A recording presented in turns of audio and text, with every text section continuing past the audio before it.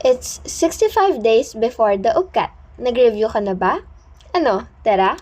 Problem number 2. A ray splits a straight line into two adjacent angles with measures of 2x plus 15 and 3x plus 10. What are the measures of the angles? Dito, meron daw tayong straight line. Nag-split daw ito into two adjacent angles with measures of 2x plus 15 and 3x plus 10. So, binigyan na tayo ng measurement ng dalawang angle na yon. So, sabihin na natin ito si angle 1 at ito naman si angle 2. Pwedeng ito si 2x plus 15 natin at ito namang isa si angle 2 si 3x plus 10. Mapapansin din natin sa illustration na ginawa natin na kapag pinagsama yung dalawang angle na to ay half ng circle o isa siyang supplementary angle, which means ang measurement niya ay 180. Therefore, pwede na natin siyang gawing isang equation. 2x plus 15 at pag pinagsama natin si 3x plus 10 o yung angle 2, equals daw siya into 180 kasi nga isa siyang half of a circle or supplementary angle. Pwede na nating mahanap dito si x. Pagsamahin muna natin lahat ng may variable x sa left side.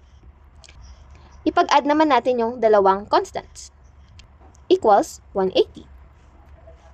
5x equals 180 minus 25 is 155. Divide both sides by 5 is equals to 31.